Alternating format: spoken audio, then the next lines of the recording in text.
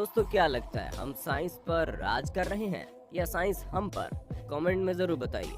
हम ऐसा इसलिए बोल रहे हैं क्योंकि दुनिया में साइंस कितना आगे निकल चुका है, ये बात तो सभी जानते हैं। मॉडर्न दुनिया में साइंस के बिना लाइफ को इमेजिन करना बड़ा मुश्किल है। इस साइंस ने हमारे जीवन को इतना आसान बना दिया है कि लाइफ अब पूरी तरह से इस पर निर्भर है। आप खुद बताइए, साइंस का किस क्षेत्र में बोलबाला नहीं है? मोबाइल फोन से लेकर इंटरनेट, ईमेल, इलेक्ट्रिसिटी, कम्युनिकेशन और यहाँ तक कि न्यूक्लियर तक, हम हर चीज में आगे हैं क्योंकि बिकॉज ऑफ साइंस। आजकल तो मार्केट में न जाने क्या क्या आ गया है। हवा में उड़ने वाले कार से लेकर हवा में लटकते हुए होटल तक। आपको क्या लगता है, आने वाले टाइम में हम नॉर्मल कार को भूलकर हवा में उड़ने वाली कार का इस्तेमाल करेंगे?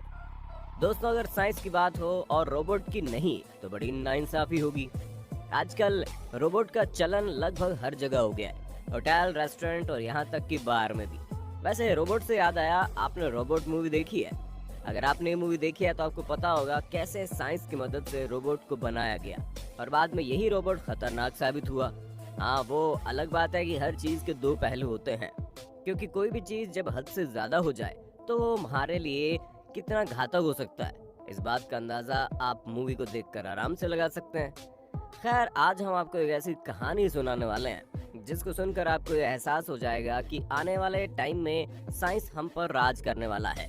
इस कहानी को पूरा देखें और कमेंट सेक्शन में जरूर बताइए आप इस बारे में क्या सोचते हैं। तो चलिए फिर बिना किसी देरी के कहानी शुरू करते हैं। शुरुआत होती है 25 अप्रैल 2070 से।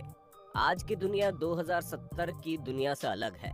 आज के वक्त में जहां सड़कों पर गाड़ियों की आवाजाही रुकती नहीं है, तो उस वक्त के दौर में सड़कें एकदम सुनसान पड़ी हुई हैं और कारण है आकाश को यातायात के रूप में इस्तेमाल करना। साल 2050 से ही सभी के पास फ्लाइंग कार मौजूद है, पर ये फ्लाइंग कार पेट्रोल पर नहीं चलती।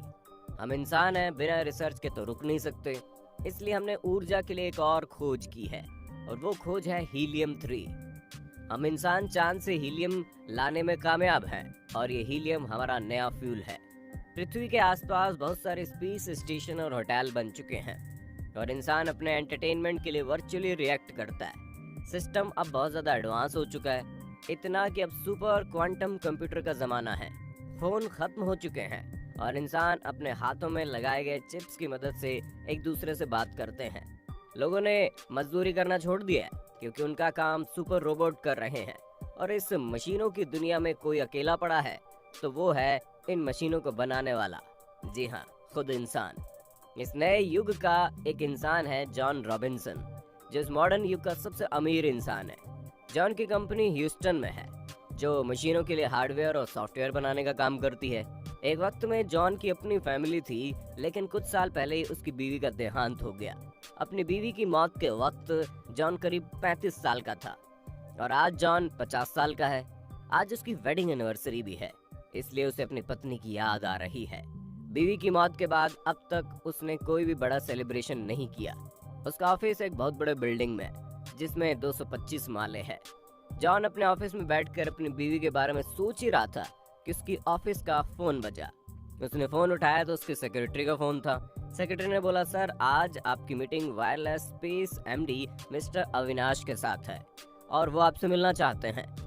ठीक है, अविनाश को अंदर भेजो। ऐसा कहकर जॉन ने फोन रख दिया। Good morning, I am Avinash कहकर अविनाश ने जॉन से हाथ मिलाया। फिर जॉन ने बोला, यस प्लीज सिट। इसके बाद दोनों के बीच बातचीत शुरू हुई। अविनाश ने कहा, वायरलेस स्पेस कंपनी आपके लिए एक ऑफर लेकर आई है और जैसे ही आपको इस ऑफर के बारे में पता चलेगा आप खुश हो जाएंगे। तब जॉन ने कहा, यस अविनाश, आपकी जो कंपनी है उसमें मेरी वाइफ रोजी भी काम करती थी। मेरी यादों को ताज़ा करने के लिए धन्यवाद।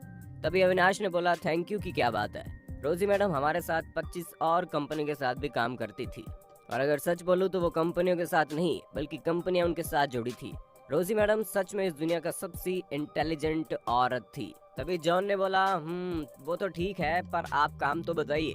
तभी अविनाश बोला, सबसे पहले आपको इसका बेसिक समझाता हूँ और फिर बात करेंगे मुद्दे के बारे में। अविनाश ने बोलना शुरू किया कि सर, 2030 में जब पूरा सिस्टम आर्टिफिशियल इंटेलिजेंस पर डिपेंडेंट हुई, तब से लगातार ये अटकलें लगाई जा रही थी कि बहुत जल्द पूरी दुनिया साइंस के काबू में होगी। लेकिन आपकी वाइफ मिसेस रोजी ने कहा था कि ऐसा कभी नहीं होगा, क्योंकि ये सब ह्यूमन मेड ब्रेन है। मशीन चाहकर भी उतनी पावरफुल नहीं हो सकती, क्योंकि आखिरकार ये नेचुरल नहीं है। और वैसे भी हमारे अंदर कुछ नेचुरल एनर्जी है जो इनमें कभी नहीं आ सकती, और इसलिए इन पर हमेशा हमारा राज रहेगा। भले ही उस वक्त रोजी मैडम का सबने विरोध किया, पर आज 2070 में वही बात साबित हुई। इसलिए हमें आज के रोबोट और टेक्नोलॉजी को और ज्यादा विकसित करना चाहिए। सर, भले ही आज हम पूरा स्पेस तक घूम के आए हैं, लेकिन मृत्यु पर जीत हासिल नहीं कर पाए हैं, और अब वो वक्त आ चुका है जब हम इस पर भी अपना परचम लहराएं। तब जॉन ने बोला, आप कहना क्या चाहते हैं? अविनाश ने कहा कि सर, मैं बात को घुमाऊंगा नहीं, हम मैडम रोजी को फिर से जिंदा करना चाहते हैं। सॉफ्टवेयर इंडस्ट्री के साथ साथ आपको भी उनकी जरूरत है। जॉन ने फटाक से बोला, अविनाश, ये तो पॉसिबल ही नहीं है, ऐसा कैसे हो सकता है? अपनी बात को रखते हुए अविनाश बोला, कई सालों की मेहनत के बाद हमने इसे पॉसिबल कर दिया है। हमने हाई फ्रीक्वेंसी स्प्लिट इंजन को तैयार किया है, और वैसे भी हम सब इस बात से वाकिफ हैं कि ये ब्रह्मांड एक स्पेस टाइम के चादर से बना हुआ है। इसमें ऑब्जेक्ट जितना मैसिव होगा वो उतना ज्यादा गड्ढा बनाएगा, और इस गड्ढे में लाइट और टाइम दोनों कर्व हो जाते हैं। सर, ये सारा काम हॉकिंग रेडिएशन के सिद्धांत पर होगा। सर, हमारा ऐसा मानना है कि मिनी ब्लैक होल है जो हमें फ्रीक्वेंसी का आउटपुट देगा। वो किसी मरे हुए इंसान की आत्मिक फ्रीक्वेंसी होगी। सर, पूरा ब्लूप्रिंट तैयार है, और हम वो करने वाले हैं जो शायद ही कभी किसी ने सोचा होगा। तभी जॉन ने फिर से पूछा, ये कैसे मुमकिन है? रोजी की बॉडी भी नष्ट हो चुकी है। उसी वक्त अविनाश ने कहा, आप उसकी चिंता मत कीजिए, क्योंकि रोजी मैडम ने अपने heart beat, retina, voice frequency store करके रखा हुआ है, और जब हम ये सब ब्लैक होल में डालेंगे तो उसमें जो आउटपुट निकलेगा वो मिसेज रोजी की ही होंगी, जिसे हम कंप्यूटर में सेव कर लेंगे। जॉन ने बोला, ऐसा हो सकता है तो ठीक है, मैं तैयार हूँ। रिसर्च का दिन आया जब पूरी दुनिया की नजर इस पर टिकी थी, और टिके भी क्यों ना, बात मौत की थी जहाँ से कोई वापस नहीं आता। सोचिए, फ्यूचर में अगर हमारे साथ ऐसा हो तो क्या बात होगी। शाम 5 बज गए। रिसर्च सेंटर के अंदर जॉन वेट कर रहे थे। कुछ देर बाद रिसर्चर ने मिनी ब्लैक होल में से एक आत्मिक फ्रीक्वेंसी को बाहर आते हुए महसूस किया। जॉन को बुलाया गया और उसके ब्रेन के न्यूरॉन को कंप्यूटर के साथ जोड़ दिया गया। जॉन अब सीधा क्वांटम कंप्यूटर की दुनिया में चले गए।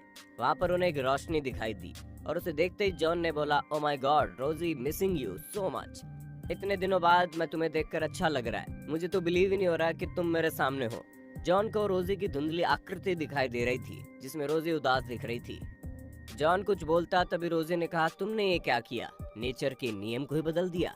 तुम्हें पता है रोबोट और हम में क्या अंतर है? अंतर है जीने का एहसास, जो रोबोट में हम कभी नहीं डाल सकते।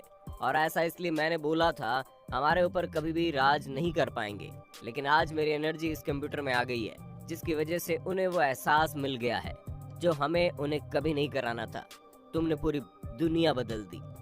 अब आर्टिफिशियल इंटेलिजेंस अपना काम शुरू कर देंगे। अब सारे इंसान आर्टिफिशियल इंटेलिजेंस के गुलाम होंगे। ऐसे बोलते ही रोजी पता नहीं कहाँ चली गई, और जॉन सिस्टम से डिस्कनेक्ट हो गया। अविनाश डिस्कनेक्ट होने के बारे में कुछ बोलता कि तभी जॉन ने अविनाश से कहा, मैंने और तुमने बहुत बड़ी गलती कर दी। और उसी वक्त लाइट भी चली गई, और तब से ये रोबोट इंसान के कब्जे से बाहर चले गए। कुछ ही मिनट के अंदर कंप्यूटर कोई भी कमांड नहीं ले रहा था, जिसकी वजह से अविनाश और उनकी टीम डर गए, क्योंकि वो हो गया था जो नहीं होना था। मात्र 2 महीने के अंदर हर जगह रोबोट का राज था। कोई अमीर कोई गरीब नहीं, क्योंकि अब मशीनों को बनाने वाले मशीन के गुलाम बन गए। ये बात सच है कि दोस्तों, हम साइंस में इतना मगरूर हो चुके हैं कि हमें इसका नेगेटिव पॉइंट दिख ही नहीं रहा। आपको क्या लगता है दोस्तों, हम जिस तरह से रोबोट को इंसान बनाने पर तुले हैं, क्या ये सही है? कमेंट में बताइए। उम्मीद करते हैं ये स्टोरी आपको पसंद आई होगी। वीडियो पसंद आई तो वीडियो को लाइक और अपने दोस्तों में शेयर करना ना भूलें। धन्यवाद।